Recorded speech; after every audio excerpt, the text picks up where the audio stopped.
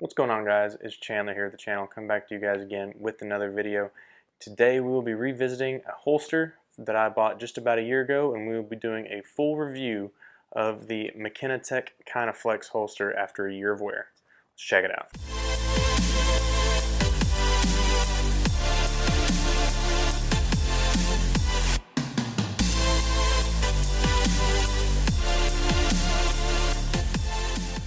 Before we get started, at any time during the video, if you like any content like this, go ahead and hit that like and subscribe button below, and that way we can get more content like this to you. Before we get into the review, of course we're clear.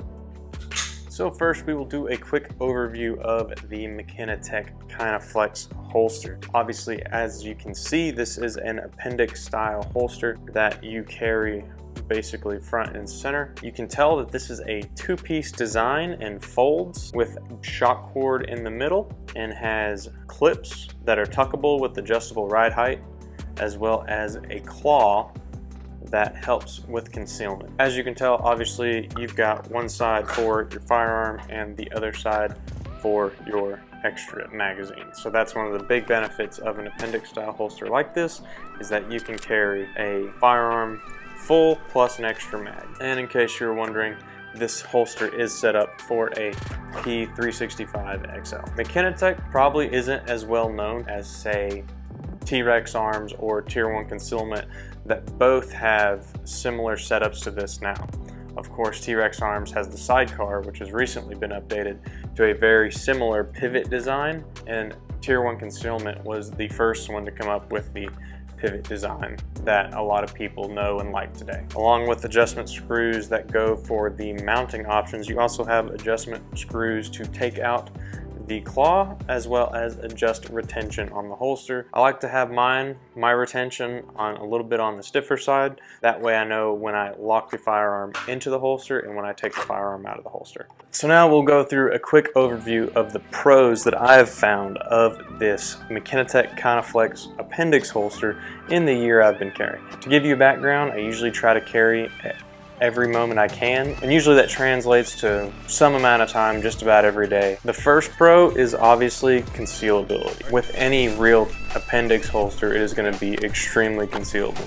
As you can tell, we are all huge fans of the appendix style holster, for one of the reasons why being how easily concealed it is. Now, this holster in particular has an increased concealability due to its flex factor and the fact that it will form more to your body than others, and as well as it has the claw here on the far right side that will, when you're wearing it, push the firearm more into your body instead of sticking out with the possibility of printing. When I'm carrying something like this, the biggest worry is that something's going to print, and more often than not it's going to be this part of your firearm right here, the end of your grip. I don't really have any issues or worry with the red dot printing. Now, I must say that this pro of concealability is going to vary a lot depending on your body type.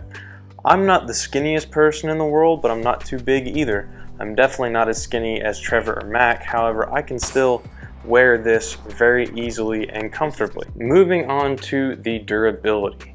I have no reason to complain at all about any sort of durability problem.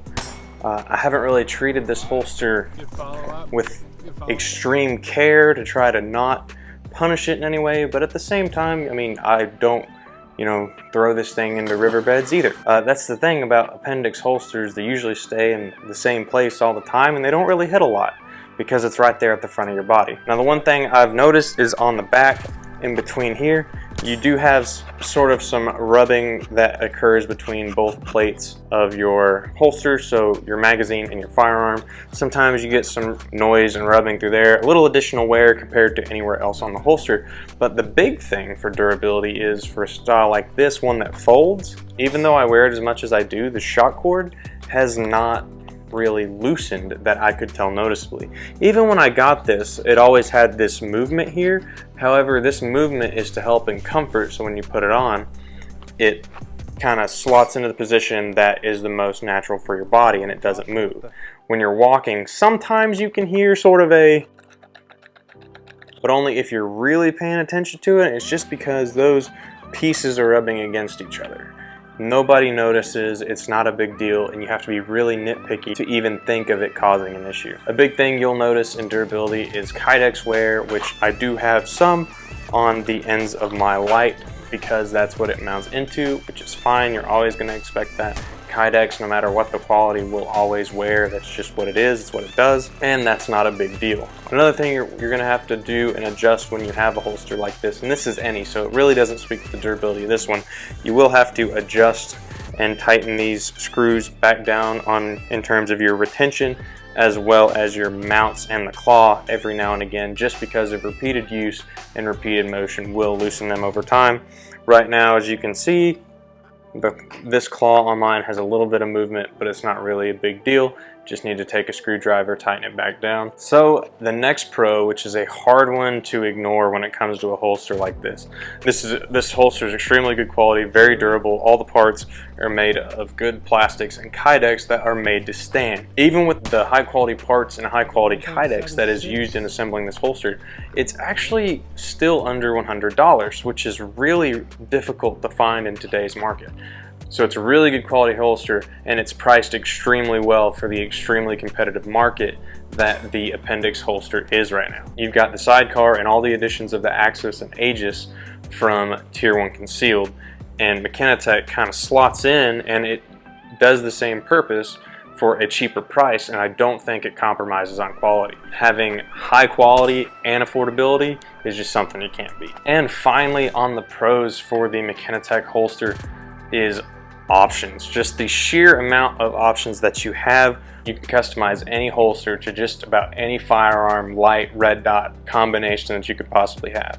It doesn't matter if you have something on the budget end like an O-Light, or if you go to that mid tier with Streamlight, or if you even have the absolute upper echelon with Surefire, they can make all of them. So even with something as weird of a combination that I have, it's very, very easy to find your combination on there. And that's just the options of accessories. So after you're done with accessories, of course you have your Kydex. Like I said before, there's no extra added on cost for any of the Kydex colors that they offer. As you can see, they have a wide range of different colors and none of them are at added cost. Just the sheer amount of options and customizability that you can have with one of these holsters, in addition to even the looks of it. And let's be honest, you always want it to look cool. When I was going through and trying to make the cons list for this, it was honestly really difficult. It's a great holster, but if I have to put some cons on the table, I've got a couple. So one is similar to Trevor's in his Tier 1 Concealed video.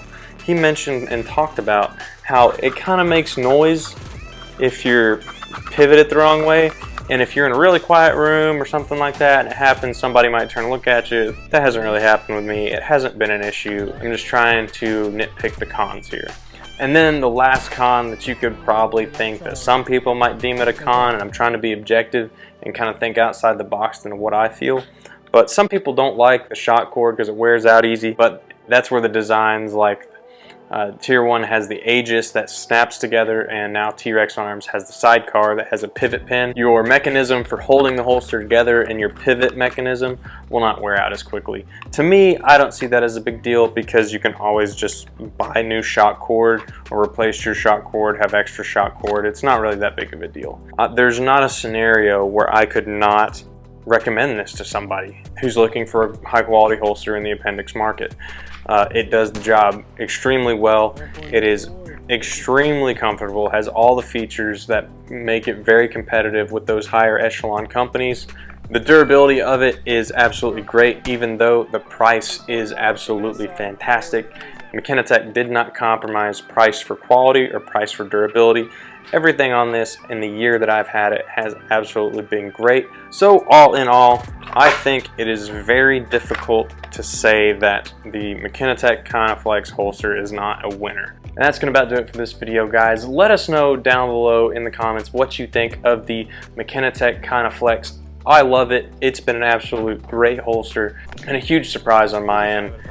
Just stumbled upon it and gave it a shot, and Dan with McKinatec, he absolutely knocked it out of the park with this thing. It's been a great holster and has absolutely been a treat for me to use. If you liked the video, go ahead and like and subscribe. And leave that comment down below of what you think of the holster. We will obviously get back to those and reply as soon as we get the chance, as we always do. Stay tuned to the channel if you want to see more great content like this, and as always, this has been Chandler with Range Day, where every day is Range Day. Have a good one, guys.